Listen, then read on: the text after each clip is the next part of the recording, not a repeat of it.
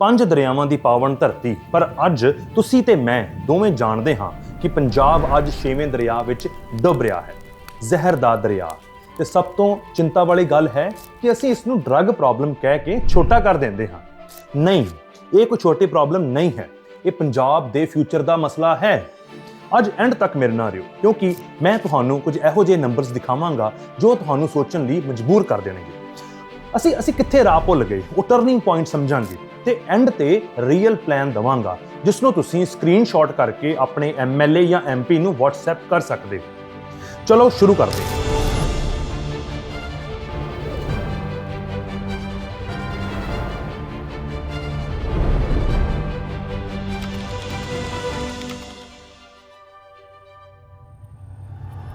ਸਤਿ ਸ਼੍ਰੀ ਅਕਾਲ ਜੀ, ਵੈਲਕਮ ਹੈ ਤੁਹਾਡਾ ਗੁਰਾਲਮ ਟਾਕਸ ਦੇ ਉੱਪਰ।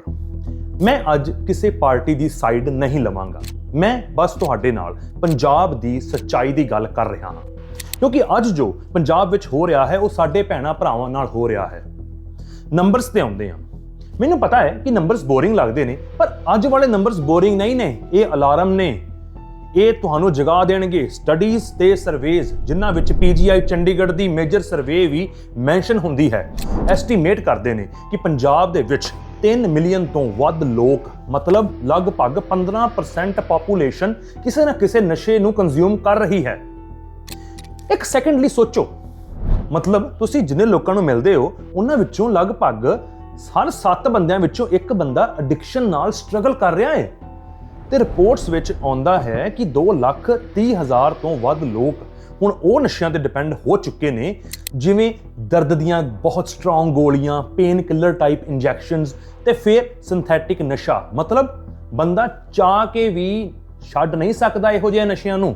ਤੇ ਹੁਣ ਓਵਰਡੋਜ਼ ਦੀ ਜੇ ਗੱਲ ਕਰਾਂ ਤਾਂ ਉਹਨਾਂ ਦੇ ਕਰਕੇ ਹੋਈਆਂ ਮੌਤਾਂ ਦੀ ਤਾਂ ਕੋਈ ਗਿਣਤੀ ਹੀ ਨਹੀਂ ਹੈ।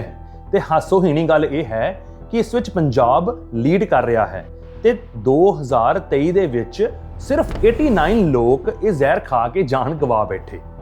ਤੇ ਇਹ ਨੰਬਰ ਅਫੀਸ਼ੀਅਲ ਡੇਟਾ NCRB ਤੋਂ ਲਿਆ ਗਿਆ ਹੈ।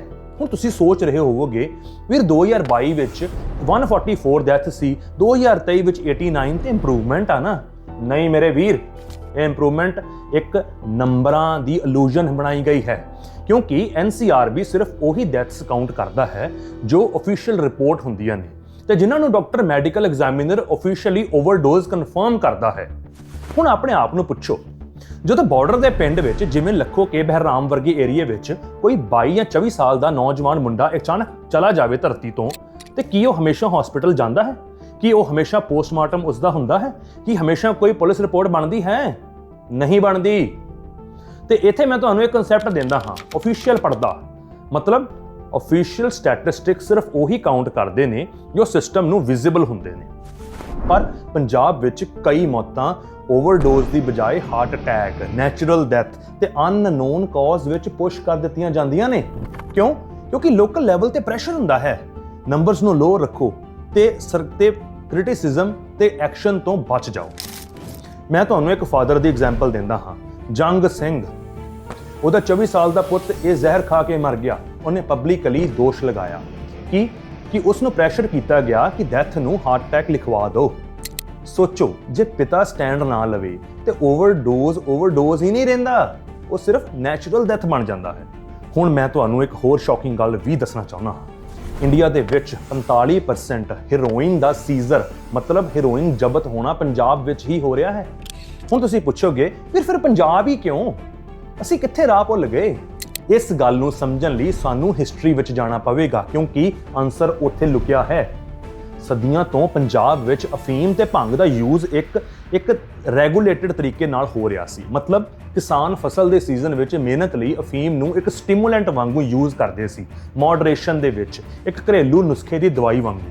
ਇਹ ਕੰਟਰੋਲਡ ਸੀ, ਕਲਚਰਲ ਯੂਜ਼ ਸੀ। ਪਰ 1970 ਦੀ ਗ੍ਰੀਨ ਰੈਵੋਲੂਸ਼ਨ ਆਈ, ਪ੍ਰੋਸਪੈਰਿਟੀ ਆਈ ਤੇ ਨਾਲ ਹੀ ਦੋ ਚੀਜ਼ਾਂ ਲੈ ਕੇ ਆਈ, ਡਿਸਪੋਜ਼ੇਬਲ ਇਨਕਮ ਤੇ ਐਕਸਟਰਾ ਟਾਈਮ। ਜਦੋਂ ਟਾਈਮ ਵੱਧ ਜਾਵੇ ਤੇ ਕੋਈ ਡਾਇਰੈਕਸ਼ਨ ਹੀ ਨਾ ਹੋਵੇ ਤੇ ਜੇਬ ਵਿੱਚ ਪੈਸਾ ਵੀ ਹੋਵੇ ਤਾਂ ਉਹ ਇੱਕ ਨੌਜਵਾਨ ਦੇ ਲਈ ਜਾਲ ਬਣ ਜਾਂਦਾ ਹੈ।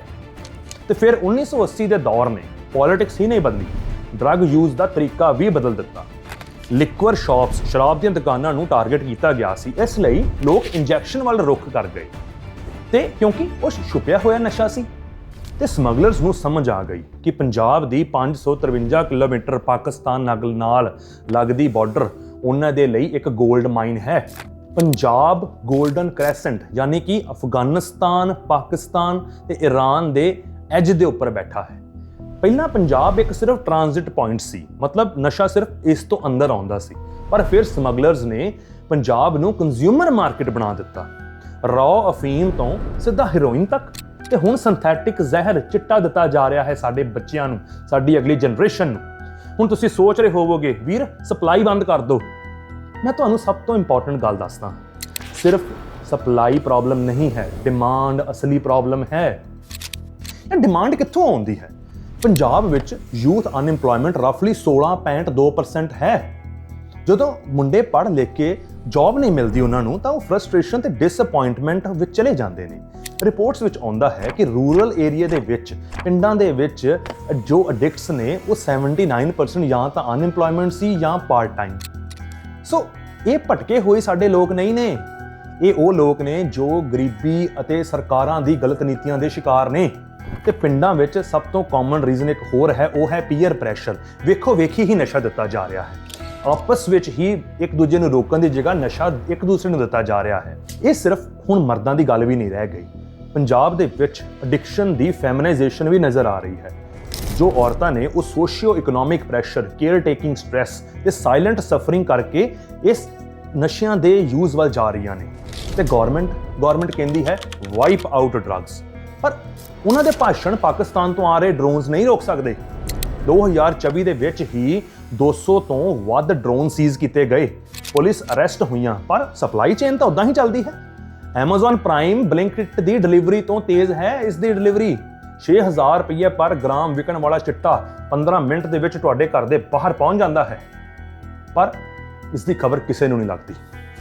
ਸਟਰੀਟ ਲੈਵਲ ਤੇ ਨਸ਼ਾ ਵੇਚਣ ਵਾਲੇ ਤਾਂ ਫੜੇ ਜਾਂਦੇ ਨੇ, ਪਰ ਵੱਡੇ ਮਗਰਮੱਛ, ਕਿੰਗ ਪਿਨ ਬਚ ਜਾਂਦੇ ਨੇ। ਆਮ ਆਦਮੀ ਗਵਰਨਮੈਂਟ ਨੇ 10,000 ਟ੍ਰਾਂਸਫਰ ਕੀਤੇ, ਪਰ ਕ੍ਰਿਟਿਕਸ ਕਹਿੰਦੇ ਨੇ ਕਿ ਕਰਪਸ਼ਨ ਦੀ ਜੜ ਤਾਂ ਨਹੀਂ ਵੱਢੀ ਗਈ ਉਸ ਚੀਜ਼ ਨਾਲ। ਤੇ ਜੇ ਮੈਂ ਟ੍ਰੀਟਮੈਂਟ ਦੀ ਗੱਲ ਕਰਾਂ ਤਾਂ ਨਸ਼ਾ ਛਡਾਊ ਕੇਂਦਰਾਂ ਵਿੱਚ ਲਗਭਗ 10 ਲੱਖ ਲੋਕ ਰਜਿਸਟਰਡ ਨੇ, ਪਰ ਚਿੰਤਾ ਦੀ ਗੱਲ ਇਹ ਹੈ ਕਿ ਸਬਸਟੀਟਿਊਸ਼ਨ ਹੋ ਰਿਹਾ ਹੈ। ਇੱਕ ਤਰ੍ਹਾਂ ਦਾ ਨਸ਼ਾ ਹਟਾ ਕੇ ਜੇ ਦੂਜੇ ਤੇ ਲਾ ਦਿਓਗੇ ਤਾਂ ਕੀ ਫਰਕ ਪੈ ਗਿਆ ਉਸ ਚੀਜ਼ ਨਾਲ? ਹਾਈ ਡੋਜ਼ ਮੈਡੀਸਿਨਸ ਇਨਡੈਫੀਨੇਟਲੀ ਰਿਕਮੈਂਡ ਹੋ ਰਹੀਆਂ ਨੇ ਡਾਕਟਰਾਂ ਵੱਲੋਂ, ਤੇ ਰੀਲੈਪਸ ਰੇਟ 6 ਮਹੀਨੇ ਵਿੱਚ 65% ਤੋਂ ਜ਼ਿਆਦਾ ਹੈ। ਕਿਉਂਕਿ ਆਫਟਰ ਕੇਅਰ ਨਹੀਂ ਹੈ, ਕਾਉਂਸਲਿੰਗ ਨਹੀਂ ਹੈ, ਤਾਂ ਲੋਕ ਵਾਪਸ ਨਸ਼ੇ ਵਿੱਚ ਚਲੇ ਜਾਂਦੇ ਨੇ। ਜੇ ਮੈਂ ਸੋਲੂਸ਼ਨ ਦੀ ਗੱਲ ਕਰਾਂ ਤਾਂ ਪਹਿਲਾਂ ਇੱਕ ਰਿਐਲਿਟੀ ਚੈੱਕ ਹੋਵੇ। ਇਹ ਕ੍ਰਾਈਸਿਸ ਕਿ ਨਸ਼ੇ ਛੱਡ ਦਿਓ ਵਾਲੇ ਲੈਕਚਰ ਨਾਲ ਸੋਲਵ ਨਹੀਂ ਹੋਣਾ, ਇਹ ਸਿਰਫ ਪੁਲਿਸ ਨਾਲ ਵੀ ਸੋਲਵ ਨਹੀਂ ਹੋਣਾ, ਕਿਉਂਕਿ ਪੁਲਿਸ ਸਟੇਸ਼ਨ ਤੇ ਲੜਾਈ ਖਤਮ ਨਹੀਂ ਹੁੰਦੀ।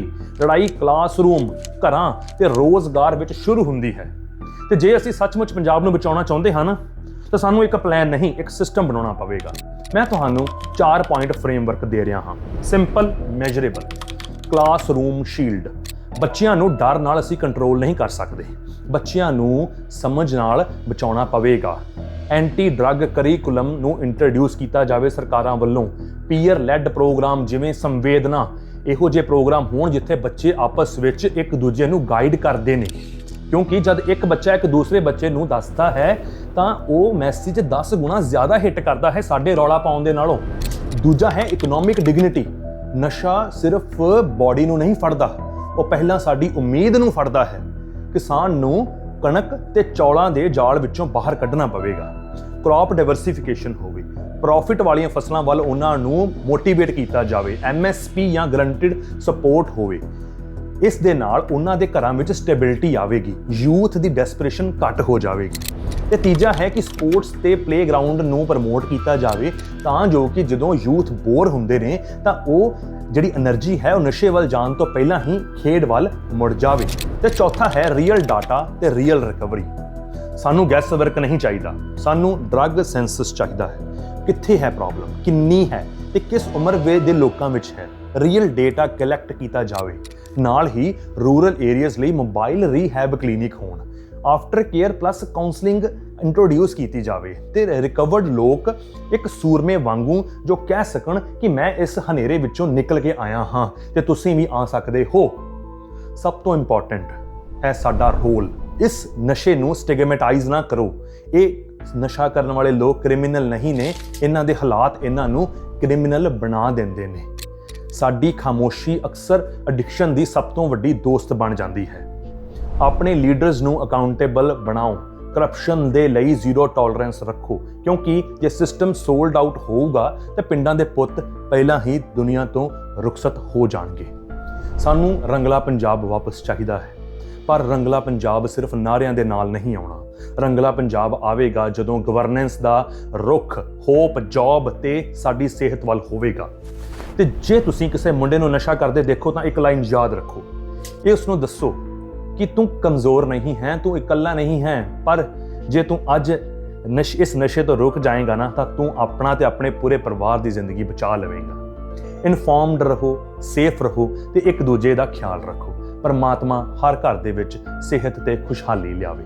ਸਤਿ ਸ਼੍ਰੀ ਅਕਾਲ ਜੀ।